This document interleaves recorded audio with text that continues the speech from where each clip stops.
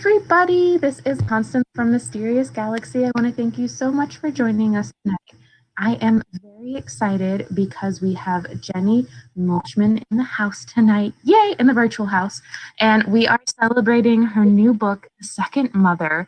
And The Second Mother is this great, I go up to Maine every year with my family. So the fact that it's on like a small island off the coast of Maine was just like, you kind of automatically had me hooked with that. But essentially there's this main character and she goes off to this island. I'm not going to give away anything, but as with books and islands and whatnot, what seems like it may be a place in which she can have a new beginning might be a little bit more dangerous and a little bit more interesting than she first thought. But I am going to go ahead and let Jenny tell you more about herself as an author and her new book, Second Mother, and then I will come back to do some questions and answers with her. So make sure if you have any questions that you put them down there where it says ask a question. And then also the best way to support a book is to buy it. So if you would like to buy the book, there is a buy book right down there. It's a green button. And Jenny, I will go ahead and I'll let you take it away, and I will be back in a little Q&A with you. Well, thank you, and thank you, Mysterious Galaxy, for having me.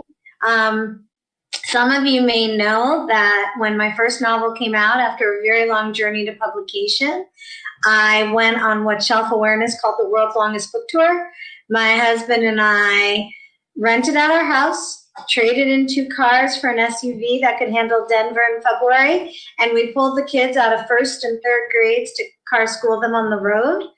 We crisscrossed the country for 7 months and about 35,000 miles, and one of those stops brought us to Mysterious Galaxy. So that was 7 years ago, and I have been a friend of the bookstores ever since. At least they are a friend of mine. I hope I'm a friend to them. So, you know, times changed, and it's kind of lucky that we didn't plan the world's longest book tour for 2020, because here I am in my bedroom talking to all of you, and it's second best, but it's still wonderful. So I'm very happy to see people coming out and celebrating books and all that kind of thing. And I'd be happy to answer questions about what that world's longest book tour was like, because we definitely had some adventures on the road. But first I'll tell you a little bit about me as an author. So very long journey to publication. By that I mean it took me 11 rejection-filled years before I finally broke through with my first novel, which was actually the 8th one I had written. And since you guys are all here at Mysterious Galaxy, virtually or otherwise, I'll tell you a little more about how it happened, because it's really a story about the mystery community and how we all are connected and, you know, really try to amplify each other. Writers, readers, publishing people. I mean, I really feel like we are a community and a home away from home. So I had been getting rejections from agents for various novels that I had written. The one very smart thing I think I did as a writer was that I kept writing new books. So I'd write a book, maybe an agent would take it on but not be able to sell it. Maybe I wouldn't even get an agent for that new book. But the thrill of writing a story just sucked me back in, you know, like a San Diego tide. And I would go back to my computer, I'd write another story, and I'd try again. But I was not getting anywhere. And at a certain point, I started going to author events at bookstores. And shades of the world's longest book tour, I would drive for these. I would drive like 7 hours to an author event if I thought that that was somebody whose work really spoke to me and maybe would have some advice for me as an aspiring author. One author whose book I read and loved, I couldn't drive to. It wouldn't have been a 7-hour drive. It would have been like a 25-hour drive. She was in Kansas. But I wrote to her and I told her how much I loved her book, and some of you may know it, and if not, please buy it from Mysterious Galaxy because it's wonderful. And it's Nancy Pickard's The Scent of Rain and Lightning. And after I wrote Nancy Pickard to tell her how much I loved it and why I loved it and what the book meant to me, I might have mentioned that I had written a book myself and was not getting anywhere with it. And this was 11 years in, remember. And at that point, Nancy Pickard wrote back and said, I'd be willing to take a look at the book. So I sent her a copy of it. And when I say send her a copy, I mean send her a copy, like a printed out copy. She read it, and she told me that she was going to hand it over to her editor, which was an incredible thing for an author to go out on a limb like that. But I was quaking like crazy because I had an agent at that point, and she had submitted this book that Nancy Picard read to every single publishing house in New York. There was no way Nancy's editor could possibly make an offer on this book, but she did, and she was at an imprint that had rejected the same book 6 months before.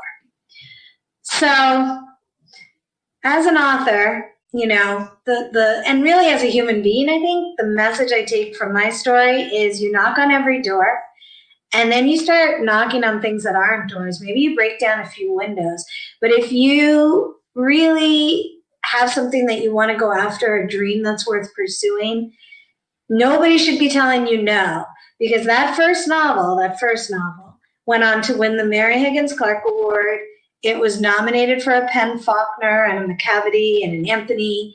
It was praised by the New York Times. And I tell you these things not to be like, woo, I'm great. But remember, everybody had rejected this novel. This novel went into 6 printings in hardcover. It did well enough that it shouldn't have been rejected. And if I had listened to the no's and given up, I wouldn't get to talk to you all here today. So don't give up, even in tough times like we're experiencing now. The book I'm here to talk to you tonight is called The Second Mother. It's my 5th novel, and it's a little bit of a different kind of thing for me. It's about a woman named Julie Weathers whose entire life has fallen apart. She has nothing left to lose because she's lost everything. And she decides to answer a want ad for a position as teacher in a one-room schoolhouse on a remote island in Maine. So with that brief little introduction, I'm going to read you a very short section that picks up at the very start of the book where Julie is, so you can get to know her a little bit. Then I'll tell you a little bit about why I wrote this particular book, and I'll finish up with probably another short reading, and then hopefully answer some of your questions. But anyway, chapter 1. Julie Mason found the ad on opportunity.com, the site she frequented the most, in part because of its optimistic name. It seemed the essence of simplicity, clear and unambiguous in meaning. May as well have been called newlife.com, although that might have sounded a little religious. Looking to start all over again? The site's marketing message beckoned. We can help. Julie just lurked, had never taken an actual step forward with any of the opportunities that were posted. So far, it was enough to read the listings, imagine other lives. This latest post fit her qualifications, though, and its old-fashioned wording drew her eye. Like a classified ad from days of old, all those small, perfect squares lined up in columns above and below a newspaper fold. So many people searching for a second chance, and so many chances on offer. Julie wasn't the only one with something to leave behind.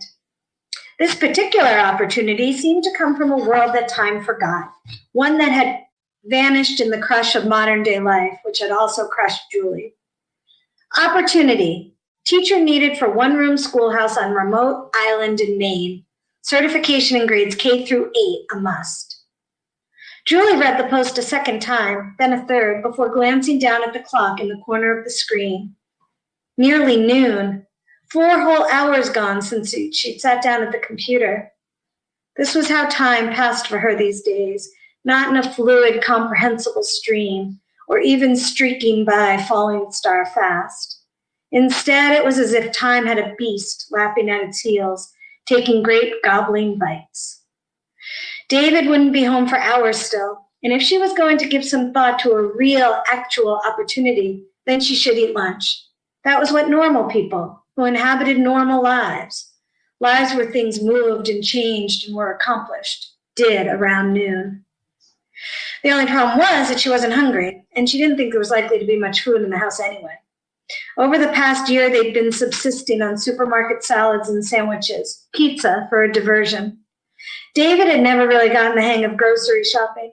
That had always been Julie's task, along with house cleaning, which explained why the floors were gritty underfoot and the furniture languished beneath an opaque veil of dust, like discards from Miss Havisham's attic.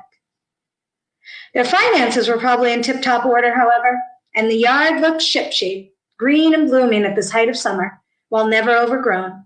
Old didn't miss a step David saw to that. Julie pushed the chair back from the desk she and her husband shared, its wheels grinding bits of dirt into the floorboards.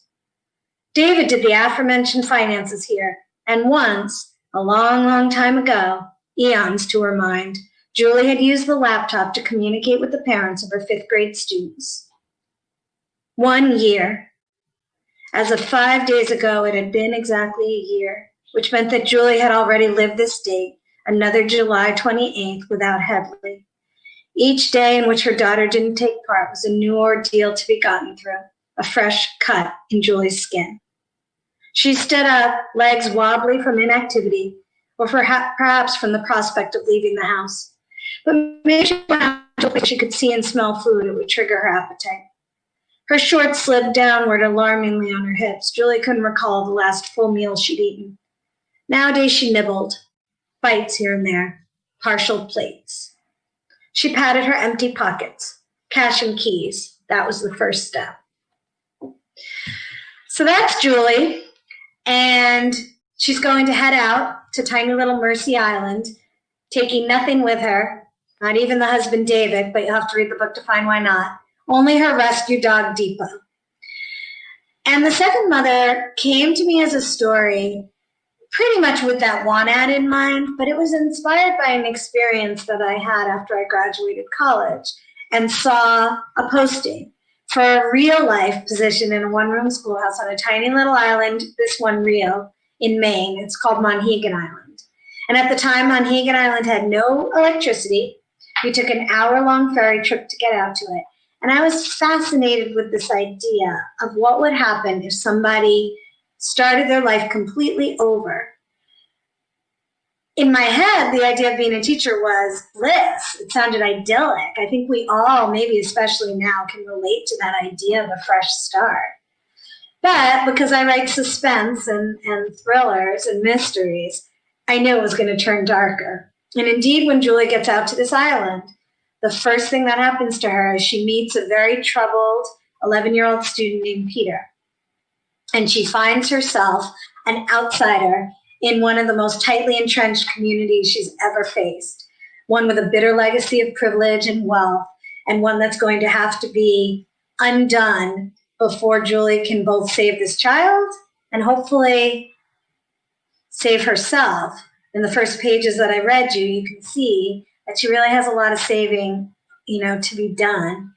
And the themes that I was interested in when I was writing this book were primarily that theme of insider-outsider.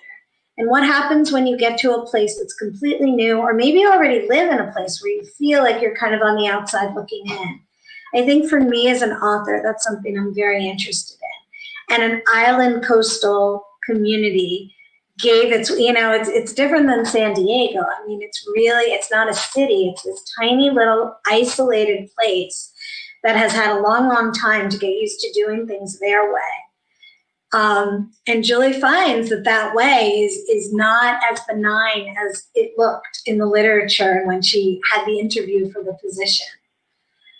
One of the things that I was most excited for in writing the book was that I knew there was going to be a fight, like a literal fight, a battle, between Julie and a character that you would never expect. Like if I said who it was, I won't, it's a spoiler.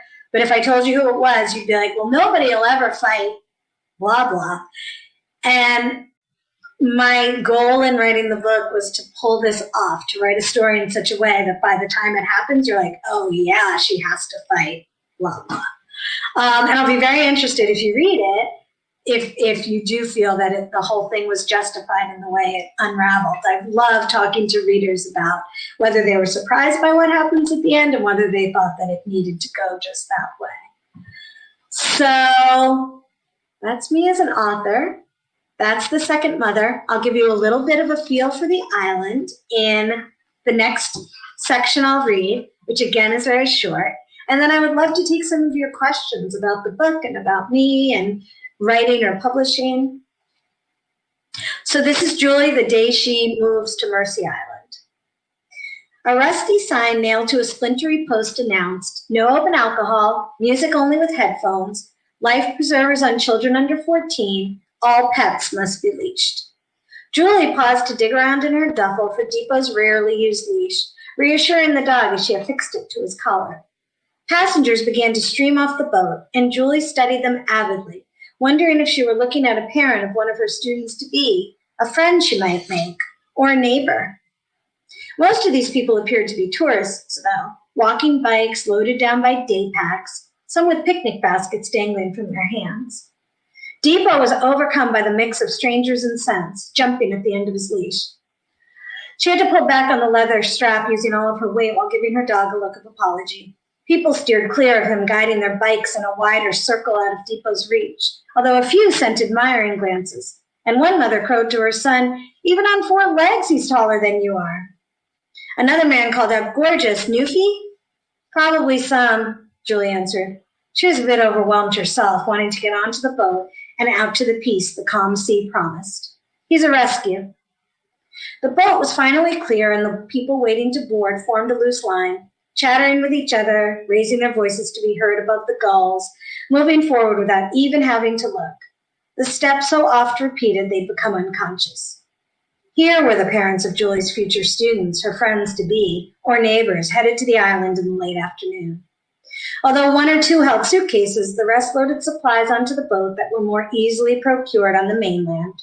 A pallet of rice, oversized packages of paper goods, and supersized bottles of cleanser, even a flat-screen TV and a refrigerator, all ratcheted down with cargo straps. If the purchases hadn't given it away, something else would have done it. These passengers gave off a whiff of the intangible, an invisible aura of fit. The place they were headed belonged to them, and they to it.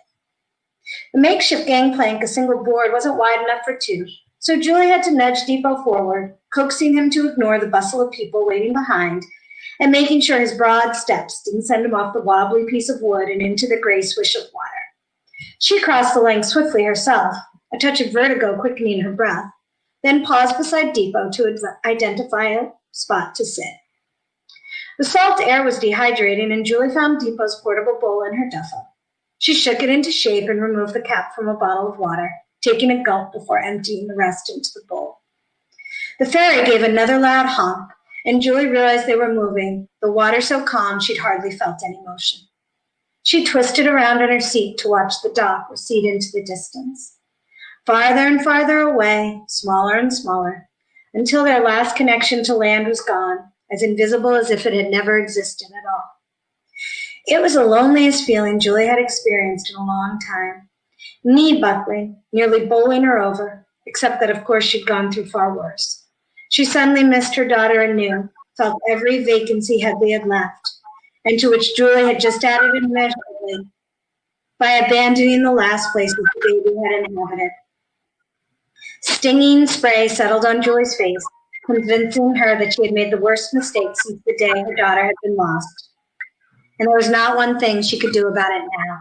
The boat headed out to sea. So that is the second mother. There's a little bit of an echo. Let me know. Mysterious Galaxy, you guys don't know if there's anything I can do about it on my end. But anyway, I would love to hear your questions. I'd love to hear thoughts. And I'm always happy to talk about writing journey and this book in particular. Awesome. We can go ahead and move into the questions. It's interesting because I grew up going to Maine, and I'd never been to Montana Island before, but I was Squirrel Island. We didn't have a house on Squirrel Island, but we'd visit. It's a very similar community as to what. That's neat. Yeah. Yeah, Maine's different. Eastern seaboard is very different than the Western. Like, I was very struck by that when we started traveling the country. Yeah, it's a different world. It's funny. Same country, but different world. Okay, so for question number 1, we have all the books you've written been mystery? What drew you to the mystery genre? Because you had mentioned that you'd written books before the one got published. So has mystery always been your love, or have you dabbled in anything else? Wait, so your sound is a little bit, I'm not sure if the sound is off on my end or I could only hear part of it. So have all the books been mysteries, is that right? Yes. Okay, so I have to go back a little to answer this question, but hopefully you'll find it interesting. So I always wanted to be a writer. And when I was in college, my parents asked me to plan, and that was fine because I had a plan. My plan was to be a poet and live in the woods in a log cabin of my own making. And my parents were kind of like, poets don't earn a lot of money in this country, and also you've never picked up a hammer. So I came up with another plan. And please, everybody speak up if the sound is off, let me know. Because I won't be able to do anything about it, but at least I'll know. So the plan that I came up with was I would study psychology, and I practiced as a psychotherapist for 12 years. And I specialized in treating children, and I was given this very scary case where the mother brought her tiny little 5-year-old daughter in to see me. Sweetest little girl you could ever imagine, except that she had just killed the family pet. She had done something that would never happen in a Jenny Milchman novel. She had killed the family pet. Constance, I think somebody says that, Constance, if you mute yours, the sound will even out. Okay. So anyway, did you guys get that? Adorable little girl, 5, just killed the family pet. It was very frightening. And I was up to me to figure out what the heck was going on here. It was almost like life was a suspense novel or a crime novel. And I sat down and I began writing my first book, which you all know never got published. But by taking that kind of winding backdoor road, deciding to practice psychotherapy, because my parents wisely pointed out I would not have any money and couldn't live if I didn't do something a little more practical, it actually led me to the kind of book I was meant to write. And I think I was meant to write, I would call it crime fiction or psychological suspense. Mystery, I feel like could throw people off because insofar as there's a whodunit, it's really much more of a whydunit. I'm interested in figuring out sometimes what happened, but mostly why did it happen in that way. And so all of the books, published and unpublished, fit into that kind of rough umbrella. And people have had, I think a little bit of difficulty positioning them because they blend genres. And, there's some domestic suspense, there's some mystery. Cover of Snow was definitely a hardcore mystery, even though I don't think it was the kind where it was possible to figure it out along the way. But there was a mystery at the heart of it. And there's a mystery at the heart of The Second Mother, too. Peter is a character who's very much two sides of a coin. The whole book through, I hope, if I wrote it right, you could see him as a very troubled boy who's in desperate need of help, or you could see him as a very troubling boy who is hurting others. And so there's a mystery at the heart of why that is the case. So I think all my books, they share that in common, that there's something very dark that's going to happen. There's going to be a situation that seems idyllic, but if you turn the dial a little bit, it goes quite badly wrong. And they're going to end on a note of victory and triumph, because when I am writing a book, I feel as if I am creating this character who is going to become stronger through the events of the novel. And I think all of my characters, even Julie, who has faced so much strife in her life, if you ask them, are they glad that they lived through what happened in the novel? Julie's tragedy takes place beforehand. But if you ask them if they're glad that they faced what they had to in the novel, even though it's almost always a life and death battle in one of my books, I think they would all say yes, because they were not the person they were meant to be until they did what they did in the novel. And for me, that's the thrill of writing it. So I hope that answers your question. No, yeah, that's a phenomenal answer. I'm only going to turn my mic on briefly to ask the questions. I'm sorry, guys. I have an old computer, so I'm sorry that the audio isn't the best on my end. But no, that's an absolutely awesome answer, Jenny. Though I do picture you in the middle of the woods with like a hatchet now writing poetry. In a Jenny Milchman novel, definitely. So the next question that we've got is, what part of The Second Mother was the most challenging to write, and which part brought you the most joy? Yeah, I love that question. So, okay, there's a love interest in the second mother. It's not a huge part of the book, but it's the very first time I wrote such a thing. It was a huge challenge.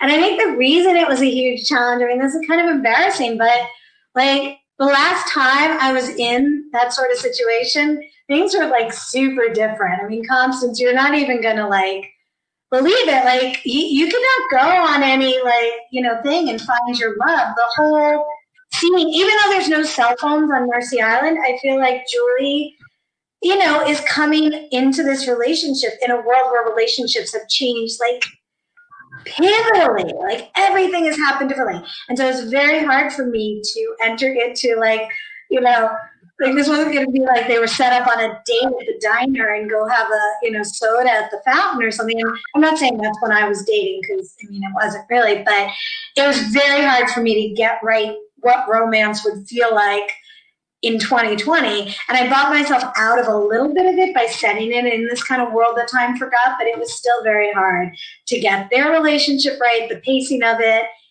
and the character. Like the guy who's a love interest was just so far outside my ken that getting his voice and his psychology and his background right took me a long time. And that subplot evolved. That was probably one of the most revised parts of the novel. The part that brought me the most joy was, Depot. I loved writing the dog. But really it was seeing Julie come into her own. Like she's a woman who's very muted at the beginning. Life has muted her. Some of the choices she's made, some of the things that have just happened to her. And her discovering her voice and being able to shout, not just for herself, but for this community that needs her and this child that needs her was sheer joy for me to write. Like I was roaring along with her. That's the best because I feel like you can always tell I really love getting to write a main character. Any character, it comes through and it has a very special feel to it. And dating is weird. Just for my thing, turning 30, I just turned 30, and in the past 10 years, it's really weird how technology changed that whole. I know. I kind of would like to pull your character and go on an island and not have to deal with technology, just without all of the mysterious things that would not be what I'd want to deal with. I know. And the pandemic, I'm sure, has further changed it. Like it's like rapid fire. So it's just a strange environment.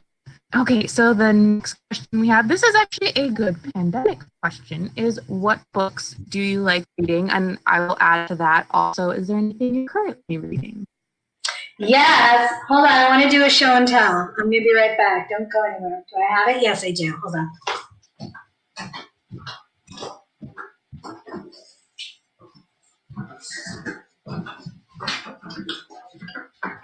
So this is what I am currently reading. I don't know if you know David Joy at Mysterious Galaxy. He's a North Carolina writer. This is him. He is absolutely one of my favorites because, I'm interested in this insider-outsider dynamic, and I think that crops up in all our lives. It crops up within ourselves, like where we feel alienated from ourselves. And David Joy is writing about what's happening in the South and in the rural South and the divided part of that culture. I think he does it brilliantly. So that's what I'm reading right now. I'm also doing a whole bunch of reading for research for a book. I could show you my stack, but like tons of books about rock climbing and kayaking and outdoors, and this incredible book. This doesn't totally tie into what I'm writing about, my new novel, but it's a fascinating exploration of how pits got demonized in this country. They're not any more aggressive a breed than many other breeds, but the lens that the author takes when she's looking at how this happens really becomes a look at our culture and the way we perceive and other people, and animals. So those are my recommendations. Awesome. Sorry, I moved spots on you because I needed better internet. And as you, I'm sure, can appreciate due to our conversation beforehand, you understand the fickleness of technology. Oh my gosh. But those are recommendations, though. Make sure to, if you look in the chat section, put in the links there for you too, for everyone who's interested in those as well. Oh, that's great. I highly recommend both books. And in terms of what I read, I read everything. I read a lot of domestic suspense and psychological suspense. So that kind of almost any book that comes out in that genre, I will really make an effort to read. Sometimes I get asked to blurb them, which is great. Sometimes just for pleasure. But then I try to do a lot of nonfiction reading when I'm researching a new novel. Awesome. And speaking of research, this one, you touched on it a little bit, but this says, did you get to visit Monhegan Island when doing research for the book? Or what kind of research did you do? So I did go to Monhegan. I went a little bit before I was writing the book.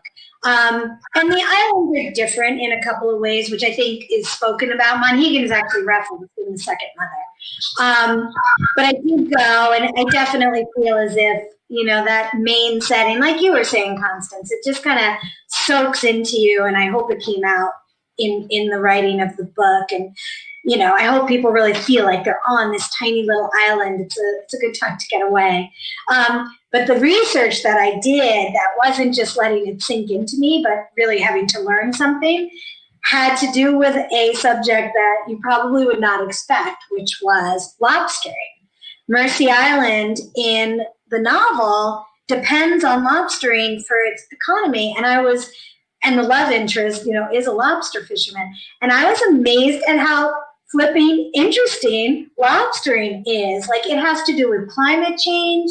It has to do with big, like, insofar as there's big agribusinesses for our farms and our meat now, there's also big seafood. And, the perfect storm, like lobster fishermen, guys going out on their 5 or 6 man boats, that's becoming a thing of the past. And I was fascinating to learn about the way our changing planet is impacting this industry.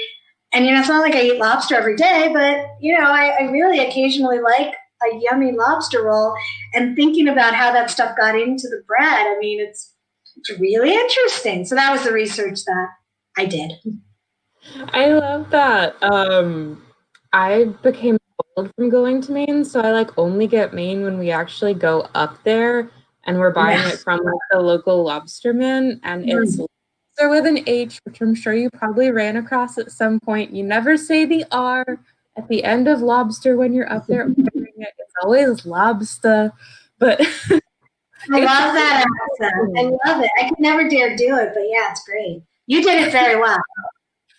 I'm just not good with my mom drew it into me since a young age, so it's a dangerous job too. A lot really goes into it. Being out on the boat, and I talk about that a little in the novel, that the more time you spend at sea, the more, it's not like the kind of like big trawlers like up in Alaska, which is supposedly the most dangerous job in the world, but yeah, the more time you spend at sea, the more accidents happen. Yep, and a lot of the boats are small, and I applaud people for getting seasick. I have experienced that. And a lobster woman, I shall never be because of that. Well, at least you know your limitation. Right? Ooh, this is a good one. This one is, how challenging is writing a book set on a remote island? Without spoilers, did you find it limiting or freeing? Especially because I know up in Maine, this is me adding on to it, but I know a lot of the times the islands have very limited electricity or cell phone service, running water. There's a lot of interesting things that we don't think about that are such common commodities we have that aren't so much on those islands. See, this is such an interesting question, because my first thought when I heard you say it was, no, not challenging at all. Like, it was just natural. I think, do you guys know that movie Encino Man with Brendan Fraser? And he is stumbling back, he's basically like a cave person, and then he wakes up in modern times or whatever. Watch the trailer for it. That's kind of me. I will routinely say something like that has to do with how the cell phone works, that my kids and my husband will all burst out laughing. And I'll be like, oh, it's another thing that everybody knows, but I don't. So writing the novel set on the island it was sort of like I could just write it and I didn't as much have to encounter but why didn't they just use this app? But why didn't they just do this? And I could be like, cause they have no cell signal there. It brought me out of a lot of, and I think this is something that mystery authors and suspense authors are dealing with more and more, which is why didn't she just call the police problem? In a land where there's cell signal in almost every location, but not where I live reliably, not reliably where I live. A lot of scenarios, like if you pick up any mystery from 19 whatever through 20, you know what I'm saying, like through 20, I don't know what, 2003 maybe, those scenarios would not work in 2020 anymore. But to me, they would still work. And I do routinely run into, like my favorite of this was in my debut novel, Cover of Snow, which was the one that was rejected all those times. It was my 8th book, but it was based on a tiny little kernel of what was my second book. And a couple of the scenes from the second book persisted and carried over. So when I wrote it, I have this one scene where Nora, the heroine, is going to the pharmacy to ask about a vial of medication. And when my agent read it, she was like, why didn't you just Google it? And literally I was like, you know why? Because when I wrote the first one, there was no Google. I mean, there probably was, like probably those dudes were working on it in Seattle or wherever, but it wasn't like we could just, and so this is a very convoluted answer, and mostly I'm just enjoying talking about how like nutty I am, but that is why writing it on an isolated island made it quite easy for me. I could buy myself out of a lot of problems. I think that's such a smart workaround to technology because it's so true. Like a lot of the times, especially too now with how your phones are, like half the time you don't even know, like realistically, the big brother always knows where you are at this point with GPS and all of that stuff.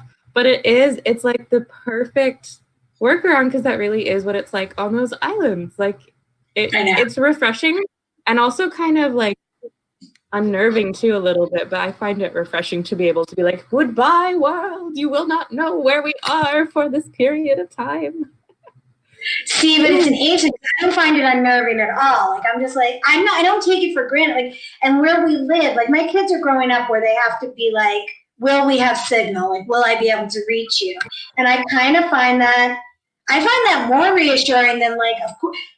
And I don't know. I'll have to do a deeper dive into this, but I did want to tell you something really funny came to mind, and now it has totally escaped me, but whatever, I'll get back to it. But anyway, yes, I mean, it's very, very hard to know in many suspense novels, like what you will do. She has to have a phone. Obviously, she's using it. Why not now? And, we come up with different things, but this was a very organic way. Like, Julie was born. There being a reliable signal on Mercy Island. I love that. Oh, okay, so here is another question that we've got. I love this one because it's a really cool thing that you're working on. It says, I would love to learn more about Take Your Child to a Bookstore Day that you started. Would you like to tell us a little bit more about that? Yes, I would love to because it's a real good one. So Take Your Child to a Bookstore Day started in 2010 when my kids were little, and I was taking them to story hour at the bookstore, and it just kind of occurred to me, this is something that we really want to make sure that the next generation is experiencing too. And so it's celebrated on the first Saturday of December to coincide with holiday gift giving. And bookstores celebrated in different ways. Like Mysterious Galaxy is celebrated. You can do anything you want with the holiday as long as it's like inviting children in and trying to give them a special time at the bookstore. And we've had bookstores do crafts and cooking projects and different kinds of things that tie into the story. Some bookstores have the authors come in. It's been very fun, and it's grown each year. We're now in our, last year was the 10th anniversary, I guess, and it's grown each year. The thing that I'm most excited about, though, is at a certain point it occurred to me, hey, this is great for parents who are going to bookstores or uncles or aunts who are going to bookstores. But there are kids who live without a bookstore in their community. There are bookstore deserts, just like there are food deserts. And I'm not saying they're exactly the same. They're not. But there's still a real kind of divide. And so about 3 years ago, we started Take Your Child to a Bookstore Day field trips, which is still a pilot program. But we piloted it with a school that is 40 miles from the nearest bookstore, where the teacher of a pre-K class got 2 school buses together, put her pre-kindergarten group on the bus. We fundraised so that every child could go into that bookstore, which was Mysteries to Me on Main, Mysteries on Main, in Johnstown to New York. And each of them, there were enough funds raised that each child went home with a brand new book from the bookstore. And for some of them, it was the first book they'd ever owned. So that's Take Your Child to a Bookstore Day, hopefully growing. That is beyond amazing. And I can speak too from like the book stuff, from being like a kid who loves reading. There's nothing better, and as a bookseller, having kids that like you're getting to show them books and share stories. It's one of the most amazing things in the world. I agree. You're making me get all sappy. Oh my goodness. I agree. No, you're right though. I agree. Totally. And I love this question because it's so easy, because you just had a book come out. But I know in the writing world, this book was finished quite a good bit ago since it's coming out today. So a good question that I always like to ask is kind of like wrapping everything up is, what are you currently working on and what can we expect next from you? Yeah, and you're right. Like, it's already been in the can or whatever for so long once it comes out. So I just finished my new book. I am revising it, but it's based on this kernel that happened. So, and this is your neck of the woods story. So, many years ago, I went on a vacation with my family. When I was growing up, we didn't take fancy vacations. Like, every now and then we were able to rent a house and drive somewhere, and we went to Maine, and that's why I love Maine so much. But when I was in college, my mother's income took a big, jacked up. And all of a sudden we could take there's such a pretty kitty. We could take a fancy vacation. So we flew out to California and Oregon. And at this time, my brother, who is 3 years younger than I was like 17. And then we had a sister who was 7, my mom and my dad. So that's a big age difference. So we were in Northern California, and we're in this cute little town, and we see a cliff with a rope hanging down to this gorgeous cove at the bottom. And my brother, father, and I decided that we would take the rope down to the bottom of the beach and explore it. But my mom wouldn't do stuff like that, and my sister was too young. So we go down, and in my memory, the rope is 150 feet long, but I think it was only 10 feet long or something like that. We get down to the bottom of the cove, and we didn't drown or anything like that. We just had a really good time, climbed up the 150-foot rope, get to the top of the cliff, and my mom and my sister are not there. So my dad, my brother, and I walk up the road a little bit. It's just like a tiny little one-lane road. Walk up a little bit, walk down a little bit. They're not there. We go into the general store. We went into the diner, and that was basically it to this town. And then a little further up, there was a post office, and we're like, okay, we'll go into the post office. And they're not there. And I could just kind of see my dad kind of seething with panic, kind of wanting to downplay it for the kids. We decided to walk back the other direction, and then we came upon my mom and my sister, and everything was fine. But I always knew that I was going to write a book about a vacation that went horribly wrong, and that's what I just finished. Would scare me so. Ooh. I just try to picture it, and I'm like, this is you gave us the happy ending, and now all of our brains are going to be thinking about what the not happy ending is and what the next book. But they always have a happy ending. They're just not happy during. This is, and you know what? I think that's why we like happy endings. There's that, it would feel so good if it wasn't a somewhat torturous path and perilous path there. Yes. Yeah. But just in the end. And I love that experience of taking that situation that we're all scared of and then showing that we're really. A bookseller in Washington said to me, she feels stronger as a person when she's reading one of my novels. And that's how I feel when I'm writing them. So, yeah. That's an amazing. I think too. That's one of the best things you could have a reader tell you is the book that makes you evoke something like that from you, where you feel stronger or you feel empowered. Or, oh man, yeah. That's awesome. Yeah. Well, no children or animals harmed, no pets or children harmed in the making of a Jenny Milchman. My publisher says to tell you that. It's true. We didn't do that in the second mother. I know it's weird, but I know I'm not the only person like this. People dying in books and TVs doesn't doesn't bother me as much as like the cute, fluffy little animal, and there's not enough to dive into psychologically why with humanity that's our reaction. It's so funny. A lot of us really do feel that way. We're like, okay, we can read about people being brutally murdered as long as no cats are sacrificed. No, I have legit had people say, like, I don't care, kill the baby, but do not let that dog or cat. Yeah. Yep. I know. Yep. That would be a big one to try and unpack. Well, I am so happy that you joined us this evening. It was such a pleasure getting to talk to you and also getting to hear you read. You have a very nice reading voice as well. So thank you. Thank you for having me. I'm so sorry I could not be 3,000 miles away at Mysterious Galaxy, but this was a great second best. And thank you all for coming, and thanks to Mysterious Galaxy for being there. I'm so happy you guys are doing well and thriving during this time. And I hope that we get to spend some next time to celebrate this adventure story that goes poorly but ends with a good ending. And as I said, thank you so much to everyone for joining us. We are going to go ahead and say goodnight tonight. If you would like to purchase any of her books, awesome, you should. Then you'll see a buy button down below. And thank you so much to everyone, and have a good night. Bye, Jenny. Goodbye, everyone. Bye. Thank you.